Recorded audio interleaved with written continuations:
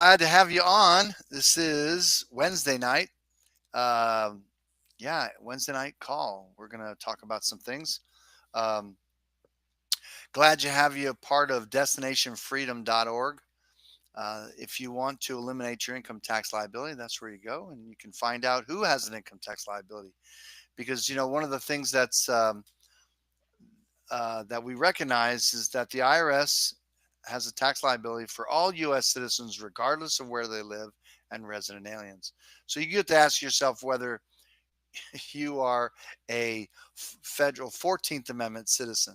You know, there were citizens in the United States before the 14th Amendment that would state citizens. Okay. As it says in Article 4, Section 2, it says the citizens of the states are entitled to all privileged immunities of citizens in the several states. Okay. And the federal government didn't have citizens of its own. It wasn't a thing. Not until they created the 14th Amendment, if you believe that was ratified. And then they became citizens, subject to the jurisdiction thereof. So you can figure that out whether that's you or not. And if you want to eliminate that income tax liability, then hey, go to destinationfreedom.org and and right, destinationfreedom.org, isn't that right? That's it. That's right here. Destinationfreedom.org, and you can sign up for our passport process, and you can let the State Department know that you're not a 14th Amendment federal citizen. You know, so, but we help with all that. Tonight is I wanted to put this out there, and I don't know how many of you are seeing this broadcast, and but if you're on TikTok, okay, it's one of our intentions to uh, to go live on TikTok. I don't know what that's going to do. I mean, TikTok's a strange platform, but it has a life of its own. We got videos that are growing and are seen and all that stuff. So if you have a TikTok account, please like or follow us or whatever you do that they do on that. And do we have a TikTok address that we can put on, or is it not that way? Oh, is that well? We'll figure it out. We'll put it in the down below in the video or something once it's recorded. But anyway, yeah, sign up for that. Be sure to like and subscribe if you're watching this on YouTube. And what I understand about that is a lot of people will watch our videos and they won't subscribe to them. They just come and go. But that does help us, and we could appreciate that. Look at that. There's a TikTok link. There you go. So that's cool. And thanks for my faithful sidekick, Michael. He's uh, he's helping me. He's the brains of the operation. So that's cool. So what I want to talk about is, I want to talk about communists. And when I say I want to talk about communists, I'm just going to talk about Washington D.C. The communists. And and listen, if people think that if you don't like America, it's like if you don't like the Soviet Union, well then just leave. Well, you can't leave, okay? And unless of course you're in trouble with this administration, then they'll help you leave. Okay, so but no, I consider myself patriotic. I love America. I love its roots. I love American history. I love all that stuff. And of course, you can't beat the land from sea to shining sea and how beautiful America is. And some of the best part of America is its people, some of the most gracious, giving people on the planet. It's a fact. It's a reality. The worst part of our of America is that 10 square miles, 10 miles square, Washington, D.C., the scourge of the earth, scourge of the planet. That's a fact and reality. So much so, I stopped sending people there. I only vote for things in New Hampshire. I don't give a crap about, I do care about what goes on DC, but it's nice to not have to worry about it because it'd be just like if you're in Europe and you said, I don't want to be a part of the European Union. It's not a very nice union. Don't want to be a part of it. So, and then there's all the politics. But so when we talk about communism, and America is a communist country. Now we have, it's like you have a box of crap, okay, and if you wrap a nice, beautiful wrapping paper on the outside, and you're going to give it as a gift, the beautiful wrapping on the outside doesn't change the pile of crap on the inside. That's a reality. So how do I know? How would you know whether our government, whether we're practicing communism in America. How would you know? Well, one of the ways you can know is you got to know what communism is. If you don't have a copy of the Communist Manifesto, you've never read it. If you don't know what the elements of it is, it's very simple in the sense of that it's not even as big as our Constitution. It's the sentiment that they wrote, Ingalls um, um, was it? I was going to say Marx. Yeah, that in writing the Communist Manifesto. But this, and again, they deal with this is just basics that you should know is the sum of the sentiment. And listen, if you want to know more about communism, there's a book out there called there we go. You can trust the communists. Well, this is a newer book. So now it says you can still trust the communists to be communists. Now, when I'm showing this up there, when I'm looking at myself, it looks like it's backwards. Does this show up like it's straight? I can't really tell. Anyway, that'd be bizarre as if the words are all backwards. Anyway, you can trust the communists to be communists. A great book. It tells you about how they function, what they do, and they always do the same thing. Okay, let me give you an example of that. No, before I go on to my example, I'm going to complete my thought about how you know we're a communist country. There are 10 planks to the Communist Manifesto, and our Congress has adopted, thanks to the communist called FDR. That guy was a communist, buddies with Stalin. Okay, you he was helped facilitate adopting all 10 planks of the Communist Manifesto. And just type in 10 planks of Communist Manifesto, read them. We in America have adopted all 10 planks. That's how you know. We have a constitution and we're practicing communism. One of the things about that is one of the worst part of the Constitution is Article 1, Section 8, Clause 17, giving the federal government exclusive legislative authority in all cases whatsoever in their 10 square miles or in their jurisdiction. They have recognized that they don't have to abide by the Constitution in their jurisdiction. They have exclusive legislative authority in all cases whatsoever. Take a look at the Code of Federal Regulations. That's the law that governs the District of Columbia and, of course, their citizens. And, of course, the Constitution has empowered the federal government to govern the things in the power that it has given them in Article 1, Section 8. And that's in there as well, and how they facilitate that. But then there's things in the District of Columbia. All 10 planks, and that's just the way they like it. They like to be able to take from those that have to those that have not, which is a communist idea. Okay. Nothing wrong with people giving to each other, but when you're the government and you're force, you're taking from one people and giving to another. That, my friends, is communism. If you've ever read Davy Crockett in his writing called Not Yours to Give, look that up and read that about not yours to give. I was having a conversation with someone in my town, okay? A woman she's good at checking what's going on in the town all the time. And listen, in our little podunk little town, it costs $2 million to educate 100 kids. It doesn't cost that much to educate 100 kids. And then they get a bad education. And then you have all the administration. It's just bad. It's bad. Homeschool. It doesn't cost that much to educate kids. Matter of fact, I'll go as far as this. It doesn't cost anything to educate children. There's a lot of free information online. What do you think is important for kids to know? In a proper primary school education, what do they need to know? Kids don't even need to have access to computers in elementary school. That's crazy. And in high school, what the heck would you want kids to know in high school? It's very basic. All of it's free online. Don't have to pay for a thing. It's the crap that goes along with it.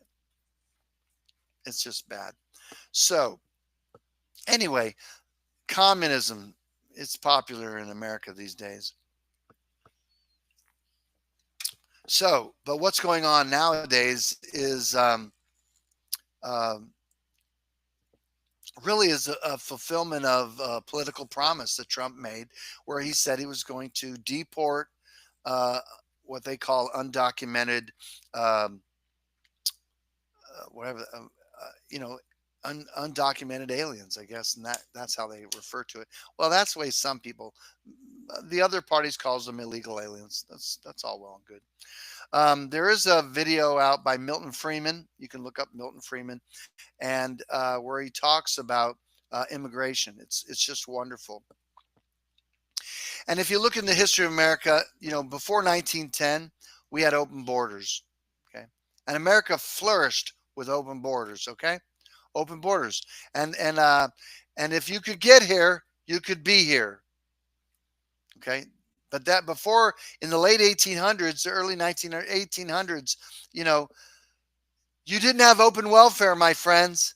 You didn't have all this free money handing out to people. So people weren't coming here to get handouts. They were coming here so they could work and create a life for themselves. That's what open borders were. And I'm an advocate of that. I'm not for an open welfare state. And Milton Friedman talks about that. And so it's bad. It's bad. I see the mismanagement of our southern border. Here we have a beautiful country like Mexico. And if you haven't been to Mexico, you should go. And that's important because it's a beautiful place. And imagine our southern border, the country on our southern border. Don't you think that country should be flourishing if they're on America's southern border, if America's so great? Don't you think that would be a lovely relationship? If you look at the southern border in the 40s before the drug war, and what a beautiful hot spot it was in Tijuana and all across there before the drug war. That would be awesome. But no, now we're building a big fat wall across the southern border. And here, I'll make a prediction. Okay. Listen, walls made up of free people in like your neighborhood, whatever, good thing. Okay. Walls made by governments. What's the history of that? Bad thing. You know what that wall's going to be for? Keeping Americans in all day long. We get a bad boogeyman. I'm telling you, the mismanagement of the southern border falls on the federal government without exception. How's that look? Look, if every small business in the South could have this cheap labor coming up for them without having the government telling them, oh, there's minimum wage and we get a cut of every bit of that action, that's bad. That's the feds wanting a piece of that small business. If that wasn't there and people could just come and hire whoever they wanted, yes, you'd have Mexicans coming up. America would flourish with small businesses and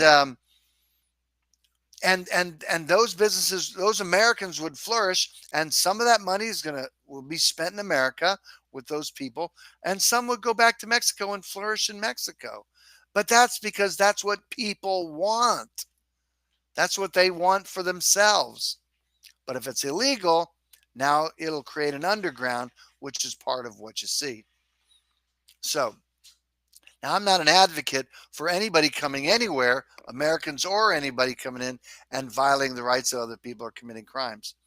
But listen, if in those places people are able to keep and bear arms and are able to defend themselves and they don't need their government trying to protect them, then that crime will stop all day long. There's no reason in America that cannabis should be a Schedule 1 drug.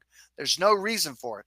If you look at the definition for a Schedule 1 drug, that there's no medicinal benefit for that, then you'd see that cannabis doesn't fall in that category. And the thing that's weird is that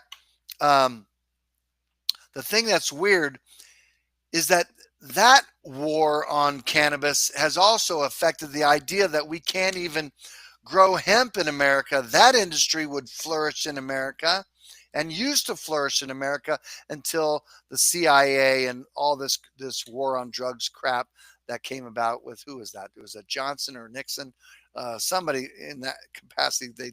In one of those administrations, the war on drugs was just dreadful. Anytime you have a war on something, you're going to make it underground. It's going to be bad. Look up police chief or some sort of law enforcement guy that talked about, listen, here's a fact and a reality. Prohibition has never worked. End of story. Let's see. How long have we been having the drug war? How many dollars have we thrown at that? How are we doing on the drug war? We're losing it. It's bad. It's not the answer. Well, it's just bad. Okay, we know that we made alcohol illegal. It created the mob. How's that a good thing? So you see, that's the way it always is. So the southern border is mismanaged in a terrible way. And again, I blame the feds on all of it. All of it in the way it was, or they're not keeping people in or not. Let me just say this. Immigration is not a power that we've delegated to the federal government by the Constitution. Now, how do I know that? Well, look at the word immigration doesn't show up in the Constitution. It would be in Article 1, Section 8. It's not. Immigration is a state power. How do I know that? One, we didn't write it in Article 1, Section 8, immigration. It's a state power. Why? The 10th Amendment to the Constitution says the power not delegated to the United States by the Constitution is reserved to the states and the people. And I'm very confident that the countries on that southern border, our southern border, the countries such as, you know, Florida, Louisiana, Alabama, Texas, New Mexico, Arizona, and California are very capable of securing their own borders. And they probably should, because the federal government doesn't know how to do that.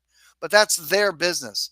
The federal government is immigrating into the District of Columbia. Every single alien that comes here that doesn't have representation in the Congress is considered a U.S. person as a resident alien. They have no representation in Congress. They are taxed in a huge way. Every resident alien on paper is residing in the District of Columbia, even though they're not in the District of Columbia. Every one of those legal aliens are funneling their living, their lifeblood, their money into the District of Columbia. And they have no representation. That, my friends, is what we call taxation without representation. How is that just? We've lost our way. We don't know how taxation works. And those people are just happy to be here, even though 25-30% of their living belongs to the pedophiles in D.C. How disgusting is that? It's bad. And look, now the Republicans are in there. How is it that much better? It's just going to be a kinder, gentler tyrant. You know, it's just bad. The information on this guy that the administration picked up, and the sentiment is, you know, oh, they're deporting U.S. They can't deport U.S. citizens in and of itself like that because they're not imported. You know, so what does that mean? You know, we obviously recognize, we see the federal government will take and deal with U.S. citizens abroad. And since they're not in America, they don't get the same access to legal. If a U.S. citizen, for whatever governmental reason, has committed a crime of some, if they end up at Guantanamo Bay, they may be incarcerated because of the military aspect of it. And of course, all that stuff is classified, if you will. I mean, you know, what are people going to do about that? You know, the idea is that I can't say that U.S. citizens have rights like that. Because if you're claiming to be a 14th Amendment federal citizen, a citizen subject to the jurisdiction thereof, then you're going to be governed by the 50 codes that are in the Code of Federal Regulation. That's drugs. They're going to regulate your firearms. They're going to regulate alcohol, tobacco. They're going to regulate your food and your drugs. The FDA, they're going to regulate your airwaves. They're going to regulate everything about you like they do in the European Union. And that's what we've allowed by giving the federal government the power in Article 1, Section 8, Clause 17. It's bad, okay? So, because really, if a U.S. citizen, I'll just use that loosely, because I'm saying that state citizens have a protection by the Constitution that the federal government cannot do whatever they want. But if a guy's saying he's a federal citizen, then the federal government's abusing him, taxing and regulating him accordingly. It's bad. And I don't really think that that's really the best, that that's what's going on, that there, that anybody's talking like that. But it makes sense to me that these federal citizens are being harmed, and the federal government's going to get away with it. So the then there has to be someone that's going to be an advocate for this guy. Now, if El Salvador, if that's where he's at, I thought was it El Salvador or San Salvador? Someone, was it San Salvador? El Salvador. That's what I was thinking. Now, if he's committed a crime there and they incarcerate him, listen, our government can do anything it wants, in the sense of, like, look, if they had an interest in that guy, but look, if he's in some gang, then they've already demonized him. That's the way they do it. If he was somebody that they wanted, they'd exchange somebody, give him some money, whatever it is. They have ways of doing stuff. Don't make like they can't do something. Okay. But it's a political topic, and that's what's playing out, is the politics about it. It's just, they've done this before, where they had Gonzalez, or whatever his name was. There was a kid, and it was an immigration thing. Who was it? What was their name? Janet Reno, and they had some Mexican guy. They do this stuff all the time.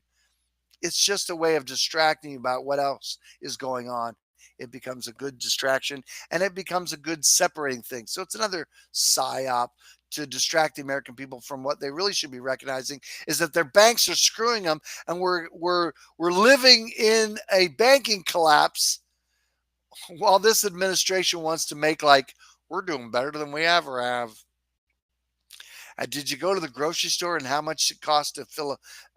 I spent $350 and not even a full basket of groceries. It's that bad. It's just that bad. We have some. Let me see if we got the. Oh, we do have some. Let's see here. Let's see here. Thanks for Edward for your kind words. Glad to have you on here. That's cool. I just want to make sure I don't miss anybody. If you have some questions or comments, I'm glad to answer them. So again, it's really important for you to understand how communism works, so that you can determine whether your government is behaving as communists do. One of the things that I wanted to encourage you to do, um, yeah, the idea of habeas corpus, or which it means, it's the idea of claiming the body. That's where people are their family, their friends. If a government is holding somebody, they have to, I mean, a just government. And listen, if you have an unjust government, then you're not going to get, they're going to suspend habeas corpus. But the idea is that the people of interest will be saying to that, what are they being charged with? Are they getting due process? Is that going to really happen? And of course, they would have people on that. And the government can't just ignore that, because there are good people have an interest in the lives and the liberties and the freedoms of people who are being held against their will, whether that's abroad or not. So, but the idea of immigration, I'm just, I mean, people getting here in America, I'm a big advocate of that. What was happening in the last administration is like hiring buses, collecting busloads of people in foreign countries, and having them cross the border without any kind of scrutiny, and then just having them, driving them to another place. That's not really individuals coming here because they have an interest in being here. That may have been how you facilitate getting elections. But let me tell you something. It's also, it's so funky, because even that, listen, out of all the countries that can fly into America as a tourist, any of them can say, I'm coming to America as a tourist, which just means they can come for, I think it's 3 months. Okay. They can fly in and just never leave. And there's nothing that's how open our borders are in that capacity. And it's only in countries that we don't have that kind of a relationship with, that our federal government is blocking and doing those things. And it's not clean. The federal government is doing a shitty job. And listen, there are people that think that people can do whatever they want. It's not true by principle. Okay. Groups or collectives of people have the right not to be associated with other people. There is no right of association. Nobody has a right to say, I want to be with you. That's a privilege. That's a privilege that has to have agreement. And people don't want some or certain kinds of people to be in their country. The people want that. And they expect their government to do and facilitate keeping bad people, whatever, however those people define bad people, out of their neighborhoods or whatever. Everybody has the right to disassociate. You can read it in the Declaration of Independence. It says, because look, just like the colonies were being taxed and abused by their government across the sea, and they determined that it was too much. And they were like, no, we're free men. We're not going to be abused like this from our government. Okay. And the government was going to railroad them anyway, King George. So they write this declaration. They say, when in the course of human events it becomes necessary for one people to dissolve the political bands which have connected them to another, and to assume among the powers of the earth the separate and equal station to which the laws of nature and of nature's God entitled them. Now, see, that is the right of disassociation. I have a right to be left alone. I don't want to be with you. That's why exile is one of the best punishments, because all it's nonviolent and it says, I don't want to be with you. Go away from me. That's the beauty of that. So, people have a right to disassociate. You can say, I don't want everybody in my backyard. That's my possession. This is where I'm at. And that's what people collectively do. They don't want that. And that's what the American people said when they elected Trump. They wanted him to do pretty much what he's doing. Now you can determine whether that's good or bad. Okay. Then I remember talking to some people where they were saying like, um, you know, the, and I've seen videos out there where recently where Trump says that, do you think you should upheld the Constitution? And he says, I don't know. Well, there's more to that. So he didn't just say, I don't know. End of story. He was like, I don't know. The attorney general is going to make listen, Trump's not an attorney. He's not an attorney. End of story. He has an attorney as part of his cabinet, and they advise him on what he can and cannot do. And listen, the executive branch is one branch of the government. It can't tell another branch what it can and cannot do. The executive branch, enforces the law. The judicial branch interprets the law and lets the executive branch know how they should govern in that capacity. And the legislature makes the law. So all these are there and play out, and they check and balance each other. Not really, but they're supposed to. So, whether the president whether he's doing a good job or not is up for you to determine. But the idea is that he's going to determine what he's going to uphold and what he's not going to uphold. Now, just so you know, most of what they do is in the District of Columbia, and he has free exercise to have exclusive legislative authority in what does it say? He has exclusive legislative authority in all cases whatsoever. He can do a lot in that executive branch. He's the top of the entire executive branch. If something's in there, he can say comes, goes, whatever. He is fully in charge of that. It's irrefutable. And they appoint Supreme Court justices and justices. But who does the Supreme Court think that they're going to get Trump to enforce something? Okay, they're not. But let me tell you, there is ways that the Supreme Court can, because the Supreme Court can ask the Congress, those people, our reps or your reps, because I don't consider them representing me, but the reps could impeach Trump if they want. If they really think he's not doing a good job, they can certainly impeach him. And maybe this is going to draft up. But if the Republicans have the House and the Senate, it's not likely there's going to be impeachments. That's how they can do it, because the Supreme Court doesn't have a military to deal with the executive branch. It just doesn't work that way, and it's that way. So, and if the American people feel that he's doing a bad job, then he's not going to get elected. So. And that's the way the Constitution's set up. And if you think it's crappy in the Constitution, I think on some level, the best part of the Constitution is on some level, it shouldn't have been called the Bill of Rights. It should have been called the Bill of Government Chains. Okay. Because people don't realize that there's no such thing as constitutional rights. They're just natural rights, and everybody has them. And anybody who thinks that these illegal aliens or undocumented aliens, like they don't have rights, is a moron. Is a moron.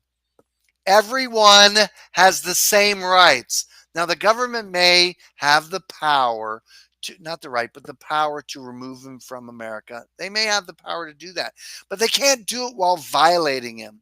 What's that mean? There is a due process. It is known. There's limitations to the way the government has to handle. If there's aliens in America, generally speaking, I understand that you can't remove somebody without a hearing. Now, that's normal. Now, I don't know that law enough to know what exceptions are to those norms. But typically, if you're here, you have a right to a hearing. And that's what they've set it up. It isn't because somebody thinks that that's just a good idea. Other people have voted and passed laws to do that. And listen, good sense and sensibility and how we love and walk in love towards people requires us to handle people like human beings. You don't want to break up people's houses. If you're going to deport them, you're going to deport them all.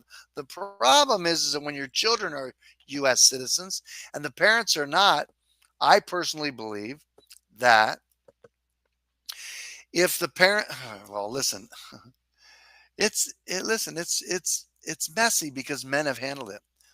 So if parents are here and their child is a U.S. citizen, well, then you know what we would have to say that those parents have to stay with their child, and if we recognize that child has rights, what are you going to do? Deport the child? That's probably the way it should have been, except for the child. Let me say this. I'm just making this up. This is an idea. Because the parents aren't U.S. citizens, then let's say you deport them, they deport the U.S. citizen child too. Unless grandma or someone's here can take care of it, because you can't separate children from their parents. That's a reality. That's the most important thing. But let's say that child's now abroad being cared for by their alien parents. When the child turns 18, can leave home, then he can come back to America because he's a citizen. That's what's going to happen. But you don't want your government, breaking up families and all that stuff. And if you're going to, it's just a mess. It's much better if people are coming here because they want to work, they want to be productive, they want to be law abiding on that in that sense. But I'm not a big advocate of law. So love is a much better motivator. So, but anyway, so it's a political hot topic and is a complete mess. It's a mess, and I put that mess right on the federal government. This is just how it's happened, and whether it's you can blame the last administration, I think that's fair. But the American people are sick and tired of it. That's a fact and a reality. And so this is how it's playing out, good or bad. It's playing out, and I certainly wouldn't be an advocate of harming anyone at all. Had a wonderful conversation with my son. We were just talking about, are do are your rights violated when you waive them, or if you, and I my opinion is that if you know that you have a right, you have an obligation to make sure it's secured on some level, to defend yourself, to live, whatever that is. Now, if you're knowledgeable, then you would have the capacity to waive certain rights. But just like I tell my clients when they do their hold harmless agreement, they hold me harmless when we do things together. And I'd say, and so in that I invite them into that we would do arbitration. Okay. And so they're waiving their right to a trial by jury. They put it in writing. They're waiving their right. And I would be remiss not to say to them, and I tell them all the time, by the way, even though you're waiving your right to sue or to trial by jury, you still have a right to a trial by jury, because you could say, well, that's funky too. And you still retain the right to sue always, even though you're waiving it. And of course, then if I have it in writing that you waive it, then a court may say, hey, I'm going to hold you responsible. You signed this without coercion. You got a certain thing by doing, people are going to hold you accountable for what you did. And then you got to take in, which was a good point, it's like if someone is ignorant, how can they secure their rights? That's a breakdown. That's a hard place to say. You know, certainly God wants you to, to keep and hold on to your life, your rights and such as that. But if you don't know what your rights are, which many people that are even watching this, you might not even know what your rights are. If you think rights are privileged, like I have a right to an education. No, you don't. You have a right to educate yourself. You have a right to learn things and to educate yourself. But you don't have the right to have the government provide you with an education. That requires other people and other people's money if you're not willing to pay for it yourself. That's not a right. That's called a privilege. So if you don't know the difference between a right and a privilege, then you're going to be hard pressed to actually keep them. I'm going to try to see this. Can we disassociate from property tax? That's a great question. um, well, we're working on those remedies. And listen, when I work on a remedy, I can't work on a remedy that sort of works. It's got to be a remedy that works everywhere. At least that's always the goal. Some of those basics, and we have on the Destination Freedom website, if you look under our conference calls and things like that, the link up there, I do have a talk on allodial title and things like that. There's presumptions that are made when you have property. First of all, if you own the property, that's one thing. If your bank owns the property, then it's theirs. They make sure that the taxes are paid. Sometimes they mortgage in the taxes and all that. Sometimes they figure that in. But the thing about it is that you're calling your property residential, or you might call it commercial or agricultural. If you're calling it what the government regulates, and residential is the thing identified to reside, then they're going to tax and regulate. And what does the taxes go? What do the property tax go to? They're for your own. It's for your own protection. Okay, right? And so there's a portion of it that might go to run your government buildings or whatever it is, of course, and you share that collectively in your town. But if you're paying for police work, then they're policing. They're not really policing you. They're policing your government. And so the police are there to protect the government people and the government things. That's what, because the Supreme Court said that they have no obligation to protect you. Serve and protect is a line of bull. Then, of course, you can't take care of yourself because you might set yourself on fire. We have a fire department that's going to come and put out your house fire, not because they want to put your house out or that they're even going to bust a hump to try to put your house out. It's not a big deal for them. The most important thing for the fire department, and look, how do I know this? Just watch videos of fire departments putting out fires on YouTube all over. All they care about is the first thing they care about is to get people out of the structure. That's the first thing. And that's probably what they do best at. The second thing is they don't want your fire to spread to your neighbor. And that's all they want to do is just contain it.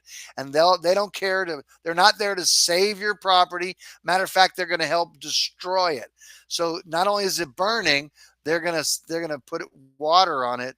And that's how that works. So again, if you look at how they put out fire, they're just there's a fire and they're just going to fill your living room up with water. Now you have fire damage and water damage. It's a stinking mess. And of course, fire that's burning upstairs, the beauty of a fire burning upstairs is it's not downstairs. So if you could somehow get the fire out without using water, maybe, I don't know, but water is going to flow down from upstairs and destroy so the downstairs isn't going to be burned by fire. The upstairs is, but the downstairs is going to be destroyed by water. How's that a good idea? Got to be a better way, right? I think they should make those magical giant tents that go over it, goes to the ground, and they suck all the air out of it and put the whole thing out. That'd be a good way to do it. Just a big covered and one of those giant blankets, or whatever. It's a mess. But anyway, you're paying for that because it's residential. And you have zoning that protects the value of your property. And then you have regulations on, again, safety. It's always about safety. So if you change the classification of your property to private, you might have to renegotiate the relationship you have with your town, your county, and your state.